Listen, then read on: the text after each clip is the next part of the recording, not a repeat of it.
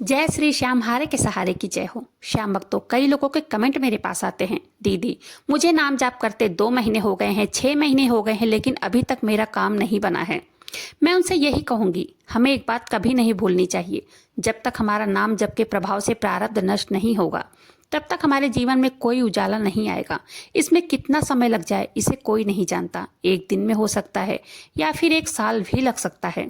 इसलिए हमें परेशान नहीं होना चाहिए, हार नहीं माननी चाहिए। हमारा काम है सिर्फ और सिर्फ प्रभु पर विश्वास करके नाम जप करना। उससे ही जीवन के सारे संकट कटेंगे। कई लोगों का तो ये भी कहना है कि नाम जप करते करते बाबा श्याम के दर्शन भी हमें हुए हैं। नाम जप करने से आपका कल्याण ही होगा। जितना ज्यादा से ज्यादा नाम जप करोगे, उतना आपके जीवन की सारी परेशानियों का अंत होगा। आज की जो सत्य कहानी सुनाने जा रही हूँ, उस कहानी को सुनकर बाबा श्याम के नाम जप की महिमा के बारे में आपको पता चलेगा। आपका आत्मविश्वास बढ़ेगा। इस कहानी को सुनने के लिए वीडियो पर अंत तक बने रहें। वीडियो पसंद आए वीडियो को लाइक कीजिएगा। अपने ही चैनल मैजिक उपाय को सब्सक्राइब जरूर से कीजिएगा। कई लोग कहते हैं भगवान हैं, कई लोग कहते हैं भगवान नहीं है। मन में कई लोगों के सवाल आता होगा। इस प्रश्न का उत्तर अगर जानना चाहते हो, इस कहानी को बहुत ध्यान से सुनिएगा। आज की जो कहानी मेरे पास आई है, ये बहुत ही विचित्र कहानी है। कैसे बाबा श्याम ने कूड़ा बीनने वाले नास्तिक भक्त को बनाया लखपति। आज की यह कहानी एक व्यक्ति की है। उन्होंने अपना नाम बताने से मना किया है। वो कहते हैं, दीदी मेरे घर में पापा, मम्मी और एक छोटी बहन है। पापा मोची का काम करते थे, माँ हमेशा बीमार रहती थी। पापा जो भी कमाते थे शराब पी ले जाते थे। मैं सारा दिन काम करता, खाली बोतल प्लास्टिक बिनकर शाम तक 100-200 रुपए की मेरी कमाई हो जाती थी। फ्लैट में से लोगों के घर से मैं कूड़ा लाकर फेंक देता था। एक एक घर से महीने का मुझे 50 रुपए मिल जाता था। एक दिन बाल और दाढ़ी बहुत बड़े हो गए थे मेरे। मैं नाई की दुकान में चला गया बनवाने। तब मैं नाई की दुकान में जाकर देखता हूँ, बहुत भीड़ थी। संडे का दिन था। मैंने नाई से कहा कि मेरा जल्दी से बना दो बाल दाढ़ी, क्योंकि मुझे जाना है, कहीं काम पर जाना है। मुझे बैठने का टाइम नहीं है। लोग वहीं पर बैठे बैठे बात कर रहे थे। नाई ने कहा, अभी बहुत लाइन है, टाइम लगेगा, थोड़ी देर बैठ जाओ। यही सब लोग बात कर रहे थे। इसी में बात छिड़ गई कि भगवान की दया से मेरा यह काम बन गया। उसी में एक व्यक्ति था, उसने कहा मेरे 5 पोतियां थी। मैंने बाबा श्याम की अर्जी लगाई थी। खाटू धाम जाकर अपने बहू बेटे को दर्शन करवाया था। आज बाबा श्याम ने मुझे पोता दे दिया है। इतने में मुझे गुस्सा आ गया। भगवान नहीं होते हैं, मैंने कहा। भगवान को मैं बिल्कुल नहीं मानता था। मैंने कहा भगवान का कोई अस्तित्व है ही नहीं।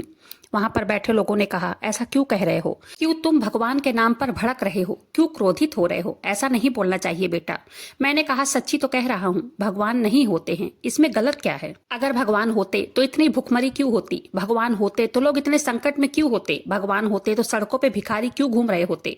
भगवान होते तो लोग इतने दुखी क्यों होते? भगवान नहीं है, इसलिए तो यह सब हो रहा है। चारों तरफ परेशानी है, लोग भूखे मर रहे हैं। हमारे पास तो रहने के लिए जगह भी नहीं है। मेरे पिताजी जो भी कमाते हैं मोची का काम करके, सब दारू पी ले जाते हैं। रात को आके घर में मम्मी को मारते हैं, हम लोगों को मारते हैं। अगर भगवान होते तो यह सब नहीं होता। तब वो अंकल चुप हो गए, कुछ भी नहीं बोल पाए। कई लोगों के साथ ऐसा सवाल होता है। भक्तों से पूछा जाता है कि भगवान है तो इतना दुख कैसे? वो अंकल चुपचाप बैठे थे। वो अपना बाल कटवाए वहां से जाने लगे। ये कहते हैं, मेरे से कहने लगे वो कि तुम यहाँ पर किस लिए आए हो? मैंने कहा अपना बाल कटवाने आया हूँ। तब वो अंकल मेरे से कहने लगे कि जब तक तुम भगवान के द्वार पर नहीं जाओगे, तब वो तुम्हारा साथ कैसे देंगे? अगर तुम बाल कटवाने नहीं आते तो ये नाई तुम्हारे घर पर जाकर तुम्हारा बाल थोड़ी काट देगा। क्या जब तुम उन पर विश्वास नहीं करोगे, जब तुम उनके द्वार पर नहीं जाओगे, तब तुम्हारा उद्धार कैसे होगा? तुम एक बार बाबा श्याम पर भरोसा करके तो देखो। मेरे बाबा श्याम से जो भी सच्चे विश्वास से, जो भी भक्त मांग लेता है श्रद्धा से, बाबा श्याम उसको जरूर देते हैं। मेरे खाटू वाले कभी भी किसी को खाली हाथ नहीं जाने देते हैं। तब मैंने अंकल से सवाल किया कि क्या बाबा श्याम जैसे सामने दुकान दिख रही है, क्या मेरी वैसे दुकान खुलवा सकते हैं? वो अंकल कहने लगे कि सच्चे मन से उनकी पूजा करो, उनको याद करो, उनका मंत्र जाप करके तो देखो, एक बार उन पर विश्वास करके तो देखो। तुम दुकान चाहोगे तो वो भी वो खुलवा देंगे। इतना कहकर वो चले गए। ये कह रहे हैं, मैं भी बाल कटवाकर वहां से चला आया और मेरे मन में वो अंकल की बात घर कर गई। मेरे दिमाग में हमेशा वही अंकल की बात चलती। मैंने सोचा एक बार अंकल की बात पर भरोसा करके देख लेता हूँ।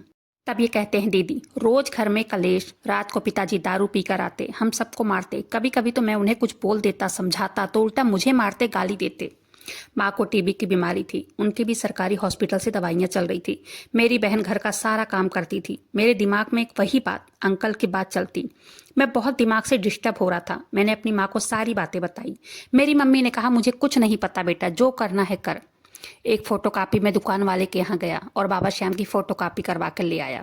अपने घर के एक कोने में चिपका दिया मैंने दीवार पे। दीवार तो था नहीं, पतरे का था, पतरे पर मैंने चिपका दिया। रोज सुबह 4 बजे उठकर उनकी पूजा करता, उनका नाम जप करता। मेरे पिताजी तो एक दिन लड़ाई में फोटो को फाड़कर फेंक दिए। उनकी आदत थी, जब भी वो पी कर आते थे घर का सारा सामान उठाकर बाहर फेंक देते, चीजें फेंकते, हर चीज, यहाँ तक कि बना हुआ खाना भी उठाकर लात मारकर फेंक देते थे। मैं इतना परेशान था, मैं बहुत रोया। मैं बाबा श्याम से कहा, हे बाबा श्याम, तुम अगर भारे का सहारा हो, मेरा सहारा बनकर दिखाओ। मैं पिछले 15 दिनों से तुम्हारी पूजा करता हूँ, तुम्हारा नाम जप करता हूँ। मेरी परेशानी दूर करो, मुझे चमत्कार करके दिखाओ। मेरी बहुत बड़ी परेशानी है, मैं हार गया हूँ, मुझे इस परेशानी से बाहर निकालो। तब भी कुछ नहीं हो रहा था। ये कहते हैं, मेरा मन कहता कि नाम जप करना छोड़ दूं, पूजा पाठ करना छोड़ दूं, लेकिन पता नहीं कैसे मैं रात को अगर सोचता कि कल से पूजा पाठ नहीं करूंगा, लेकिन फिर से उसी टाइम आँख खुल जाती सुबह सुबह और मन कहता कि आज और करता हूँ, आज के दिन और, आज के दिन और। ऐसा करते करते 3 महीने बीत गए। एक आकर्षण था हो गया था बाबा श्याम के प्रति। सुबह उठता, सुबह 4 बजे उठकर नहाता धोता, उनकी पूजा पाठ करता, उनका नाम जप करता। एक आदत सी हो गई थी, पता नहीं कैसे, मुझे कुछ भी पता नहीं चला। तब मैं रोज सुबह 4 बजे उठता, नहा धोकर बाबा श्याम की पूजा करके अपने घर से काम के लिए निकल जाता था। करीब 4 महीने के बाद मुझे कूड़े में एक मोटी सी चैन मिली। मैं जिस फ्लैट से कूड़ा उठाता था वहां जाकर मैंने सभी लोगों को दिखाया, लेकिन सबने मना कर दिया। फिर मैंने उसे लाकर अपनी माँ को दिखाया। मेरी माँ कहने लगी, बेटा ये तो सोने की चैन है। हम उस चैन को 1 महीने तक अपने पास संभाल कर रखे, लेकिन हमने सोचा किसी का होगा, कोई पूछेगा तो हम उसको दे देंगे। किसी ने उसके बारे में कोई बात नहीं की, किसी ने नहीं पूछा। मैं जाता रोज कूड़ा लेने, कूड़ा लाकर फेंकता। फिर मैं और मेरी माँ उस चैन को लेकर सुनार के पास गए। सुनार ने कहा, ये चैन है सोने की और 2 तोले की है। उस चैन को बेचकर हमने पैसे ले लिए। हमने कहा, इसको ले लो, हमें पैसे दे दो। कम से कम 1.5 महीने हमने उसको संभाल के रखा था कि हमने सोचा किसी की होगी तो हम उसे दे देंगे, लेकिन किसी ने नहीं पूछा था, इसलिए हमने उसे बेच दिया था। और मैंने एक किराए पर दुकान ले लिया। उसमें मैंने कपड़े का धंधा शुरू कर दिया। दुकान का किराया हर महीने 6,000 रुपए में देता था। देखते देखते मेरा धंधा अच्छा चलने लगा। धंधे में बढ़ोतरी होने लगी। मैं छोटे छोटे बच्चियों के फ्रॉक बेचता था। 3 साल बाद मैंने अपना खुद का एक दुकान खरीद लिया है। जब से बाबा श्याम का मैंने हाथ पकड़ लिया, तब से किस्मत बदल गई। ये कहते हैं, दीदी, यह भी एक सच्चाई है कि मैं भगवान पर विश्वास नहीं करता था, लेकिन उस दिन उस अंकल की बात मुझे लगी और मेरी जिंदगी बदल गई। अब मेरी कपड़े की दुकान बहुत अच्छी चल रही है। बच्चियों के फ्रॉक के साथ साथ हमने साड़ियाँ भी रख ली हैं, सूट भी रख लिए हैं, जेंट्स के कपड़े भी हमने रख लिए हैं। बाबा श्याम बहुत चमत्कारी हैं। देने पर आते हैं तो छप्पर फाड़ कर देते हैं। मेरे साथ भी उन्होंने बहुत बड़ा चमत्कार किया है। मैं भी रोज उनका नाम जप करता हूँ, बाबा श्याम की पूजा करता हूँ। मेरी माँ ठीक हो गई है। हम लोग फ्लैट में रहते हैं, लेकिन फ्लैट का किराया देते हैं, फ्लैट अपना नहीं है। बाबा श्याम की कृपा रही तो जल्द ही वो भी खरीद लेंगे। पिताजी शराब कम पीते हैं, छोड़े नहीं हैं, लेकिन अब कम पीते हैं। बहन की शादी करने वाले हम। बाबा श्याम ने जैसे मैंने दुकान की इच्छा रखी थी, वैसे ही दुकान दिलवाई है बाबा श्याम ने। त्योहारों पर बहुत अच्छी इनकम हो जाती है। बाबा श्याम के दरबार में किस्मत बदलती है। वहाँ हम लोग 2 बार जा चुके हैं। बाबा श्याम के दरबार में देर है, अंधेर नहीं है। उनके ऊपर सब कुछ सौंप दिया जाए, वह रंग से राजा बना देते हैं। बाबा श्याम की लीला ही न्यारी है। भक्तों, अगर आप भी बाबा श्याम को दिल से मानते हो, उनके चमत्कार की कहानियां सुनना पसंद हो, तो पूरे श्रद्धा से बाबा श्याम का जयकारा जरूर से लगा दीजिएगा। और वीडियो पसंद आए तो वीडियो को लाइक करके अपने ही चैनल मैजिक उपाय को सब्सक्राइब जरूर से कीजिएगा। तो भाई के साथ हुई चमत्कार की सत्य कहानी यहीं पर समाप्त होती है। मिलते हैं किसी और चमत्कार की कहानी के साथ। तब तक के लिए जय श्री श्याम, हारे के सहारे की जय हो।